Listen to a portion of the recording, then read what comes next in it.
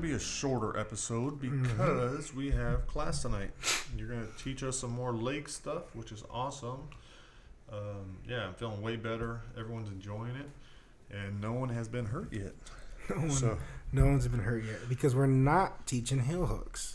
I'm just teaching position. I'm not teaching how to finish. But it is scary having white belts, especially them being in the position too. Just if they don't relax their body, if they let their body fall the wrong way. I was gonna say fall the wrong way, and but we go slow. Yeah, we go slow, and and you make a point to tell them, hey, this is how we should fall because this is what could happen. So that helps a lot. BJJ news tomorrow. 10 Planet Whittier knees gets blown. I'm just kidding. No, dude, my knees are feeling so good. And again, that's all from yoga. No brace anymore. No nothing. I'm feeling stronger. Almost too simple, right? Yeah, just spend the time to improve yourself. Man, kitty. I love this new cat. I don't want to go too deep, but had a good breakthrough this week that I'm still a super angry fuck. Aren't we all? I think that's why I wanted to bring it up because I think we all have that. Well, maybe not the anger, but we all got something going on. That's one of the things that I have to deal with. I don't know. But it's awesome that yoga and the mindful breathing and jiu-jitsu and these other things and playing guitar, like that all helps reduce that stress. But it's good to acknowledge that though, man, because it's easy to say like, oh, I'm all peaceful now. I'm all better. I've done so much introspection and all this writing. So it's helped me get through these things. It's like, no, because I'm still reacting like this and completely inappropriate this time. And man, this weekend was a lot of taking a look at myself and what I don't like and what I want to change. I'm sorry. Oh no, I'm just making sure we're recording because this is some deep shit. Well, I'm actually glad if we're not because we said some crazy shit earlier. Oh no, we're leaving off all of that part. No, that's the end of the year remix. What? This flash flood of fucking comments that we didn't want anyone to hear. Mark's all his. We're gonna put that out. We're gonna edit that out. Mm-hmm. Well, you know what? I still haven't decided on Marshall's. I haven't had time to listen to last week's podcast, which was fun. It was some really cool stuff in there. There was some stuff I wasn't sure whether or not we'll include, and I still got to make that decision. I'll probably talk with the wife on that one. So I apologize.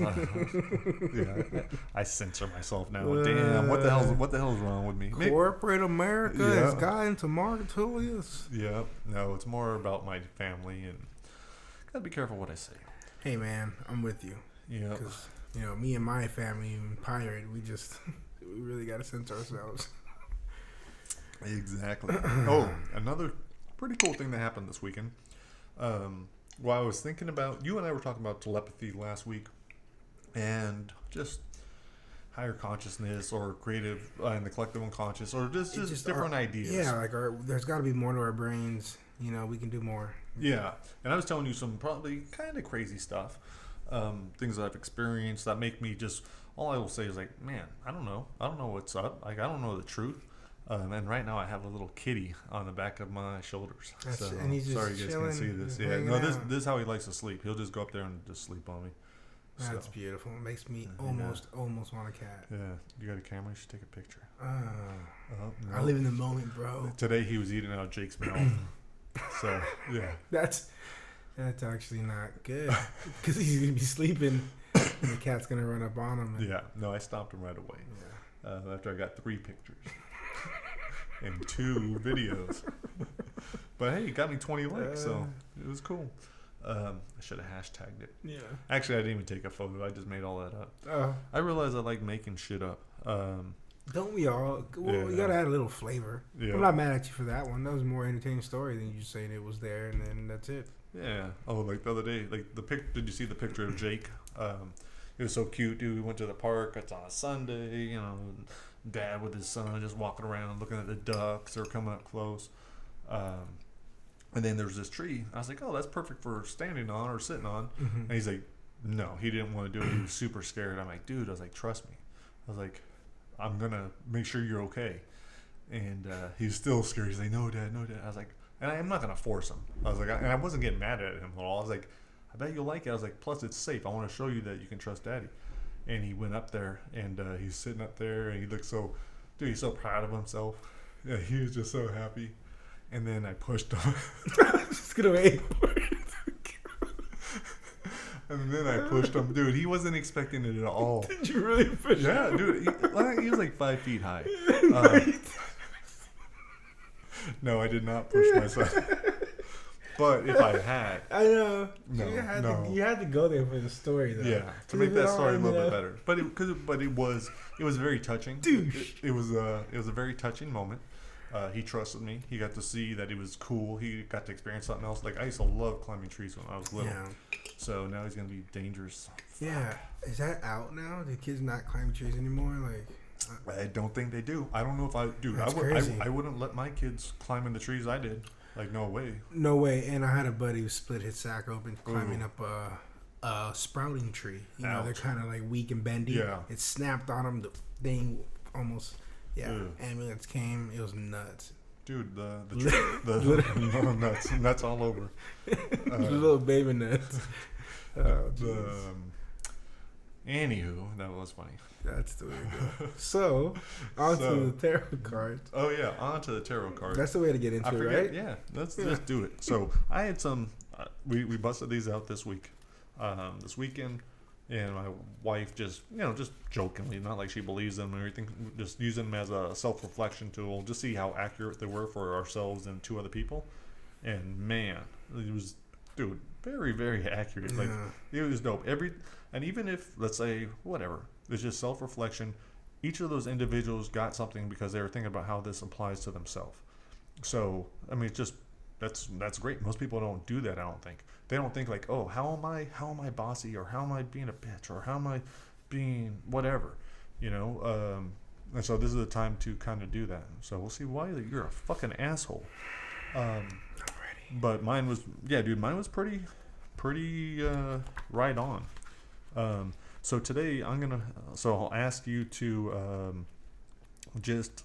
think about, it could be whatever you want, but shuffle these and think about what do you want to accomplish this year? Like, what are you gonna do? Are you gonna do something great, or are you just gonna do something like, this will get by. This will move me up the ladder a little bit higher to whatever this is. You're leading. I am leading. I know. I'm sorry. I shouldn't.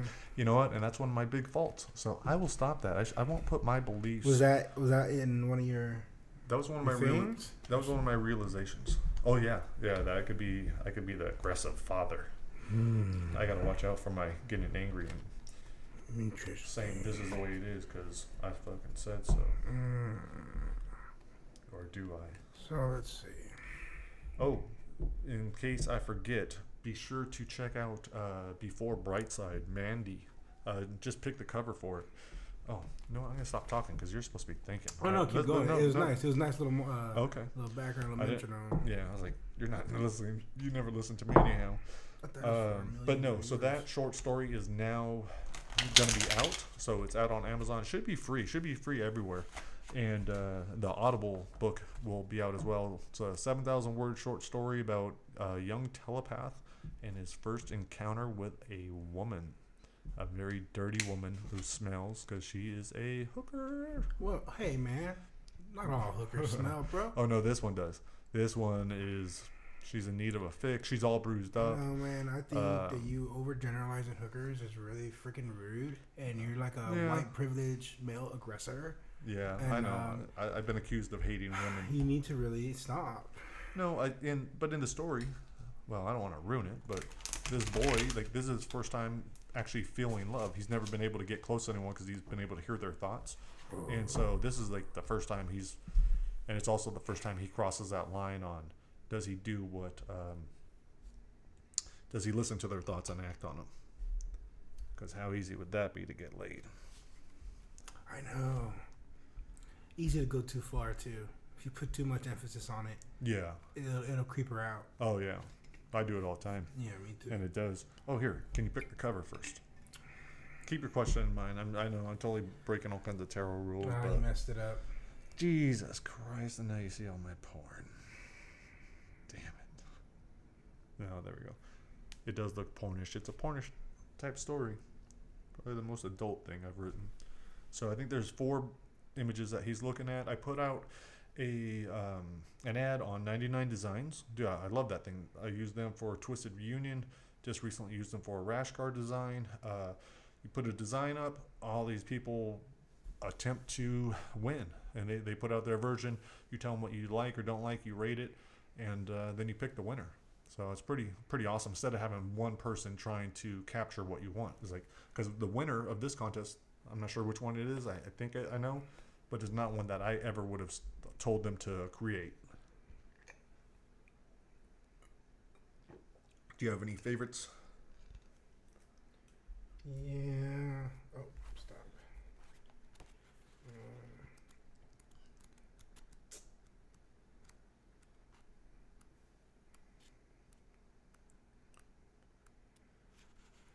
Definitely not the last one. It's just, yeah, it's not enough there. I like this one for like a soft cover Okay. for some reason. That's one, dude. I really like that one a lot, and that was an unexpected one, and the artist sounded pretty cool. But I think right now that might be choice number 2. Yeah, and I like this one overall. Okay, that's the one I think we need to go with. That's the one Jen picked. That's the one most people were picking. I think that says the most about the story. And I wouldn't call this a romance story, but I guess that's who my audience is going to be. So that should introduce a whole new group of people to Brightside. And I think they'll enjoy it. I think even if romance readers read outside of their genre, then I think they'd want to check out Brightside as well. I don't know, because I'm even looking at it. She's even got some tattoos that they don't look finished, and she's got them in some gnarly places. Yeah. That's how I like it. That's how I like it. All right, thank you. All right, cool. Make me turn my head. So, hey, Mandy. And I'm getting rid of that creepy little doll in the corner too. But no, you're so not. that is out. Yeah. Do you think leave the creepy doll? By Mandy? Yeah, right next to her. Of course. Okay. All right, we can leave it. We can. Okay, so flip this one over. All right, let's see what that is. Ooh, that tells me violence. Right? Really? No. What do you? I should. No, I'm not gonna say anything. What do you get from that? Yeah. So definitely now that you put your reflection on it. Sorry, I'm so terrible at this. But I don't know what's up and what's down. Can I touch them? Yeah, go ahead. That makes more sense. Now you ruined it. Okay, so I'll tell you what it is. Even number. So this is supposed to be your past. The Ten of Swords, gained through partnership. This is success resulting from people working smoothly together, either in partnership or an association of some sort. It is likely that 2 partners are very different in age and temperament or in social position, yet they complement each other perfectly, one contributing exactly what the other lacks. Theirs is a mutual goal of wealth and position, which is the sure result of their sharing of responsibilities. The partnership seems charmed as obstacles melt away and money is earned. These uniquely compatible partners create an ideally well-functioning company which provides profits. There is hard work and long hours, but the return on the investment is considerable. In terms of home and family, a marriage is productive, prosperous, and free of problems. The environment may be quite refined and elegant, radiating a sense of harmony. Under negative conditions, something may go wrong. Partners may begin to disagree and to challenge each other's decisions. There may be disloyalty, bad feelings, and serious misunderstandings which cause profits to diminish. I don't know, did that mean anything to you? Yeah, a lot. Did it? Yeah. So tell us. Oh no, for sure. I've been thinking about that. Really? A lot. I've been thinking about that a lot. You know, money and businesses and time and where to spend my time and with who to spend my time and who to trust with certain aspects of my business and whatnot, and where to take it and where to go and where not to go. Dude, there's been a lot of thought behind that. Really? Yeah. And that's cool. Certain partners and whatnot. Oh yeah, man. What is this? That person is. Ooh, so that's current. Check her out. Yeah, what does that look like to you? Ooh. Oh, here she is. Okay. Oh, strength. All right. The daughter as collector of experience. Strength is the female aspect of the lover, separated out in the same way that the female aspect of the magician is the high priestess. As the lover represents the sun, so strength shows the daughter. She is the constant of original man, who is represented in the upper right background. Together they will produce another sun within the confines of manifestation. The pattern of mother, father, son is repeated over and over again. Psychologically, this means that integration, the balance of opposites, takes place simultaneously at many levels of consciousness. The encounter of conscious and unconscious happens again and again, becoming ever more subtle until the consciousness is returned by the natural state of union, symbolized in the tarot by the Fool.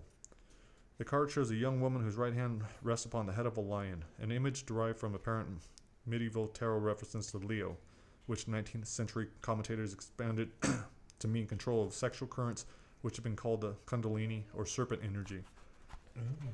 Indeed, innocence holding enormous sexual power under control is a very appropriate explanation for this card. Above her head are the stars, at her breast the sun, and at her feet the moon, a reference to the woman of the apocalypse. But in terms of that same text, she is also the whore of Babylon. The verse of this card, little understood and never actually shown in a tarot card, is sexually unbridled, violent, brutal, even dangerous.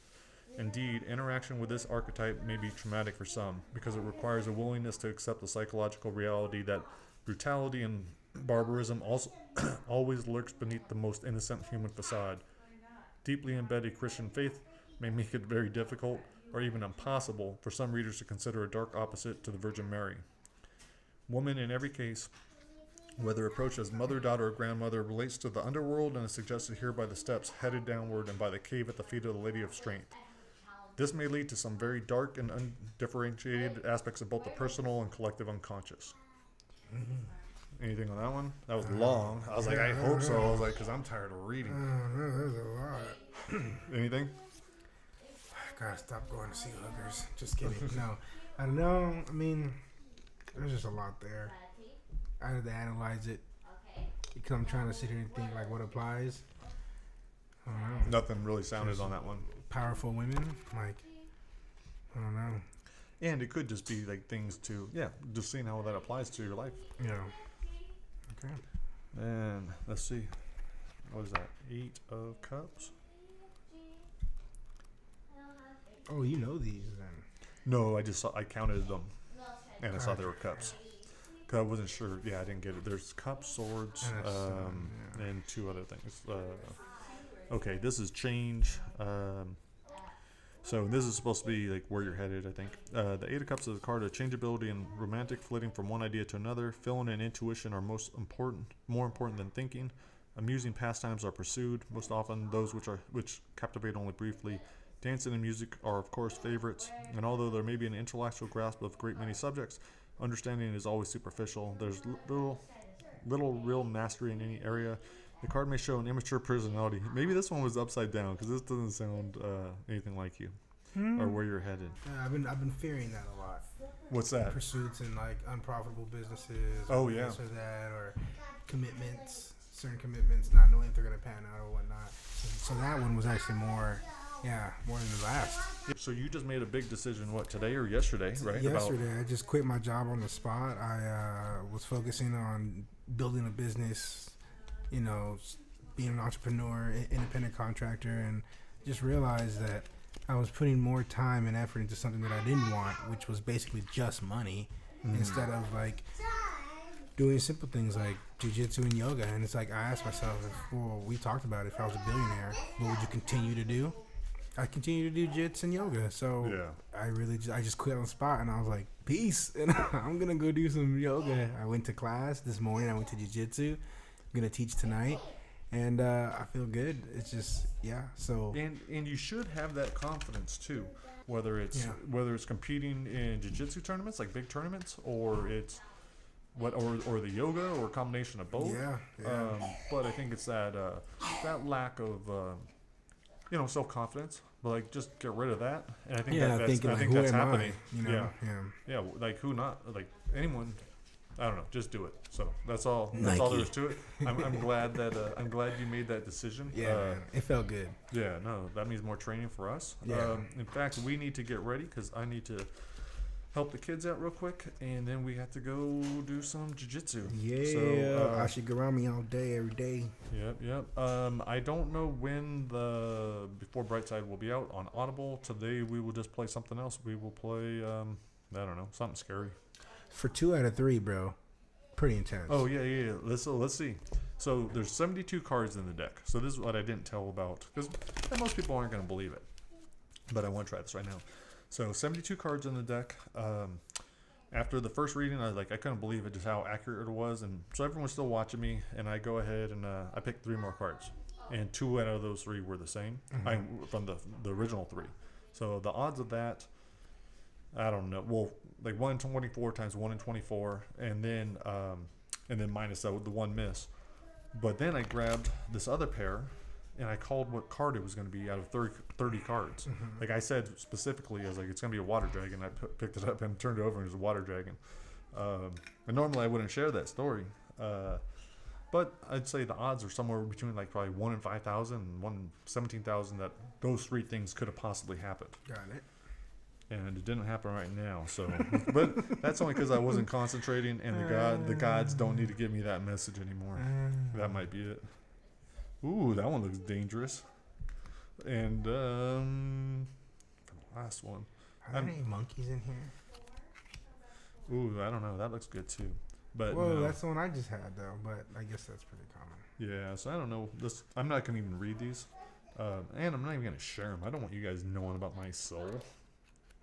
But the really cool thing that happened too, besides these readings, was I got a very good story idea that I'll develop about a tarot card reading that goes very, very badly. So, who knows when I'll actually write it? But I started it. Written in your head. Yeah. Gain of wealth and power through hard work. That was supposed to be my past, so that's not true. All right. I've always been a broke mofo. Yeah. All right, man. It's been fun. Glad we got this in, and we will let's go learn something. Later. Peace. Split decision. Waking every morning with regret and resentment was taking its toll on Brian. Turning and seeing that lumpy, out-of-shape body and hearing the incessant snoring was just that much worse due to lack of sleep. Brian was tired and unhappy with his lifelong commitment. If this was one of his novels, he'd simply erase Joseph and create someone more appealing, or better yet, allow himself the pleasure of being alone for a while. He'd never been alone, and the thought made him angry. But it was too early to be angry. Definitely not the way to start the weekend. They were supposed to be installing new shelves in the living room. Brian had been putting it off for months, maybe longer. He couldn't remember. Everything had become such a blur of procrastination. He didn't even open his yellow notebook of things he'd promised to do.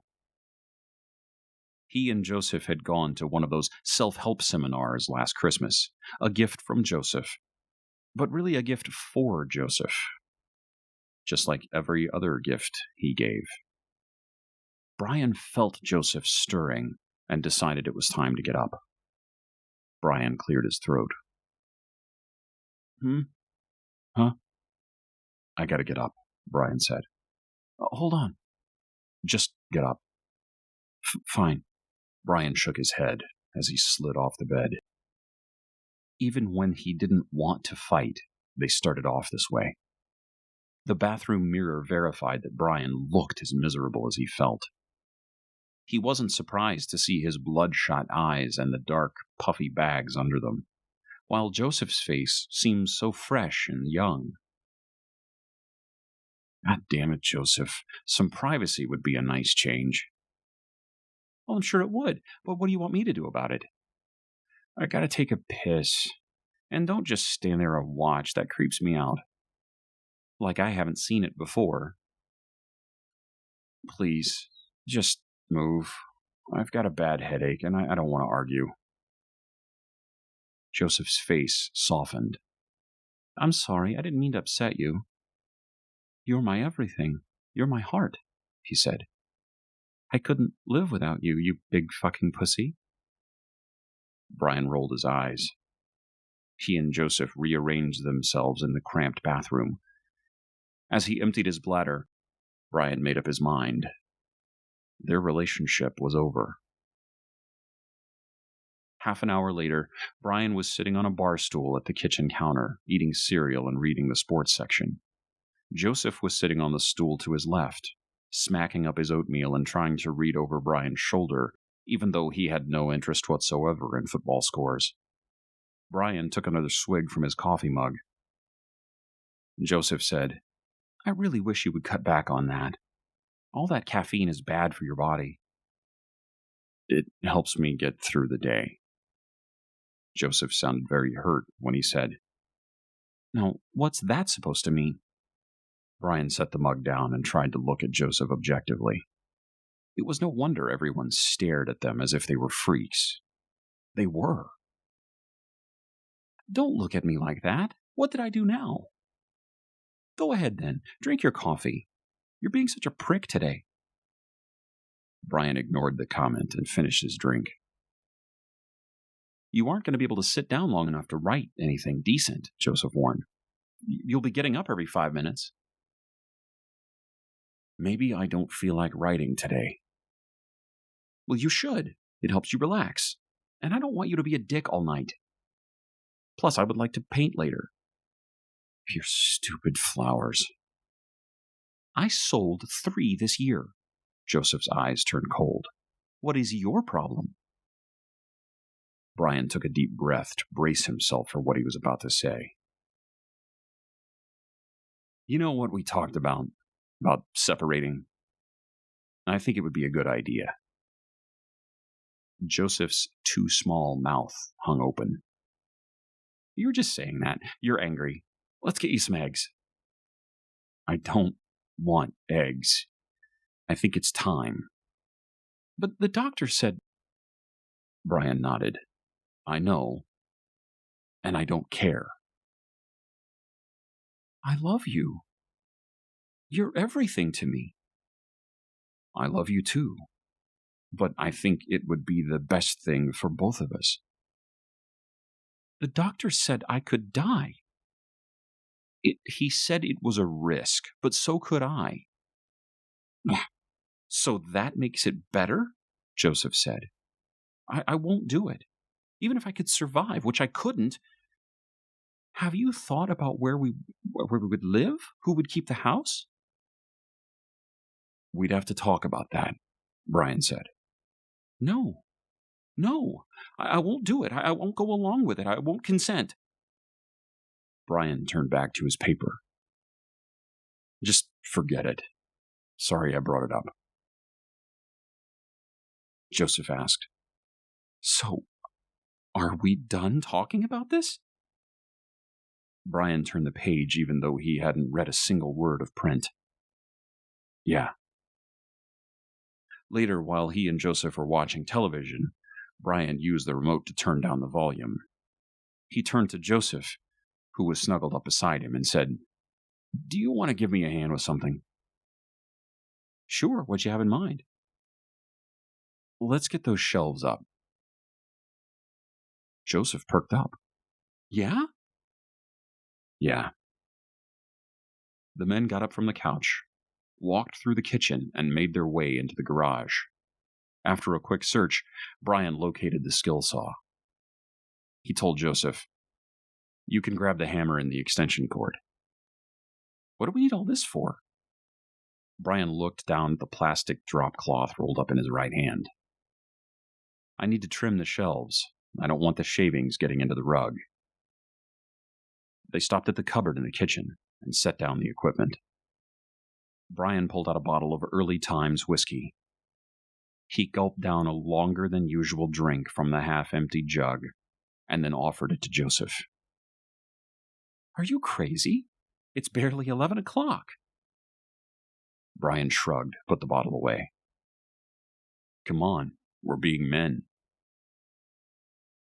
"Well, I wish you'd take me into consideration next time you had the urge to drink." "Which will probably be in 2 hours?" "Probably." Brian mimicked Joseph's whiny tone. "Come on, let's get to work." Once they were in the living room, Brian glanced through the window and noted the neighbor's high brick wall. It was the only time their crappy apartment view didn't bother him. He closed the blinds and then connected the skill saw to the extension cord. "Go ahead and plug your end down there. Help me lay this down." The conjoined men bent over at the waist and began unrolling the drop cloth the length of the room. Brian noticed that Joseph was pushing the roll while still holding on to the hammer. Brian held out his hand. "Here, I can take that from you." Joseph looked around the room and then at Brian. He kept the hammer and asked, "Where's the wood?" "What?" "For the shelf." "Oh, I forgot it in the garage." "I didn't see it in there." "It was next to the workbench." Brian held out his hand again. "Here, give it to me." Joseph remained still. "Forgot the nails too, huh?" "Yeah. We'll go back and get them in the wood. Why don't you just put the hammer down?" "I think I'll hold on to it for a little while." "What's the matter with you?" "Nothing." "Well, then stop acting crazy." "Me?" The whiskey kicked in and gave Brian the extra push he needed. "Give me the goddamned hammer." Joseph took a step back, made Brian stumble. "No." Brian tried to remain calm. "Hand it over."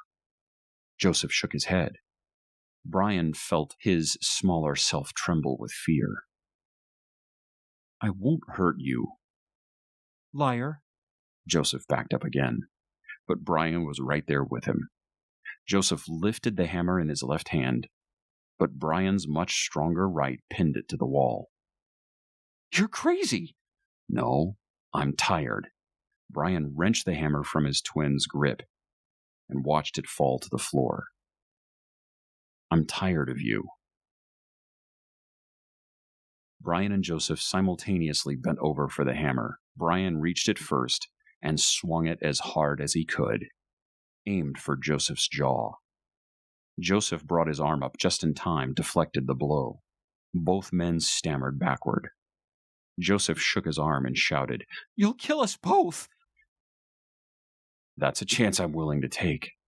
Brian swung the hammer again, but Joseph ducked, the hammer sticking into the wall.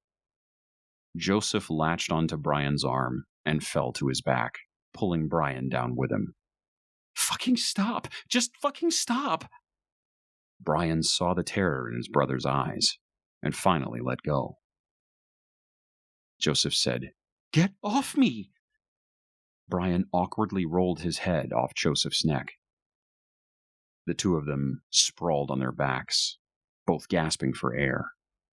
Brian gazed up at the hammer stuck in the wall, the skill saw over on the floor. Tomorrow, he thought. I'll do it tomorrow.